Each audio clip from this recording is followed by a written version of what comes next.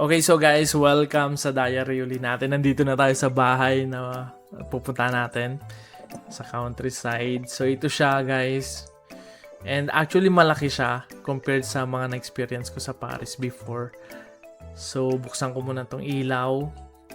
And guys, look, ganda, grabe. Ewan ko, basta ako nagaganda na ako. Ito yung first floor, kitchen, and also yung bathroom natin. Ito yung second floor, ito yung computer room. Dito ako gumagawa ng YouTube, nag-edit. And third floor, pag titingnan nyo, andun yung view ng computer natin, lupet. Pero dito ako natutulog. Tapos may TV pa to, guys. So dito, guys, meron tayong ref. Na itong ref na to, may mga pagkain na tayo dito. So solid talaga, solid. Tapos may kasama na ring freezer. Maraming karne dito, guys. So siguro magko-content ako ng mga luto dito. Tapos ito, mga pinggan. Ayan ang maganda dito sa Europe na napansin ko. Ang ganda ng pagkaano nila, parang minimalist sila na hindi mo makikita yung mga gamit sa labas. Usually nandito siya. Sa mga ganyan, no, mga cabinet. Usually ganyan. Kaya super ano lang, simple. Ito pala guys, ano siya, machine na panghugas ng pinggan. So hindi mo kailangan maghugas ng pinggan. Ilalagay mo lang dyan yung mga pinggan. Automatic na. Tapos ito. So ito talagang Europe. Parang brand ng Europe. Laging may cabinet. Wala sa labas yung mga gamit. Okay. So ito, kanin guys. Ito magsasabing Pinoy ang nakatira dito. Yan. So ito, ewan ko feeling ko pangit sa camera to, pero lalabas na lang tayo dito. Hindi nyo makita yung view dun sayang, maganda. Pero maganda sa labas, lalabas na lang tayo. Separate content.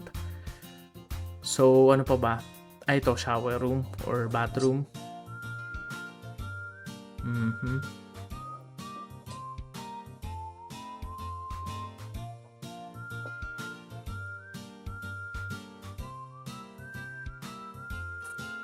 Teka, linisin muna natin yung window.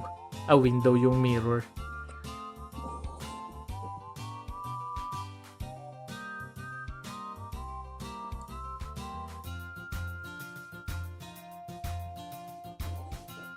So, yun, bali ganun lang. Hindi, next time na to, hindi ko pala nalinis yung mirror. Tapos, ito nga sabi ko, di ba? Laging na may mga cabinet. Ayan, Gagayahin ko tayo siguro pag umuwi akong Pinas. Ganito din. Ito, nabili ko lang to. Grabe, 2.5. Jolly hotdog. Lupet. Ito, gagayahin ko talaga to pag ako, sariling bahay. Gusto ko ganito minimalist din na style. So, ito yung computer area natin. And, super sarap mag-work. Tapos may ilaw. Pag nilagay mo ng ilaw, ang lupit Iba talaga din no, pag may ilaw. Tapos ayun, naka yung camera natin.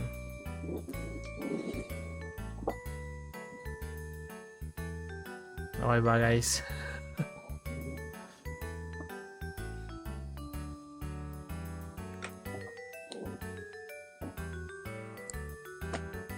Tapos ito yung ating fire extinguisher.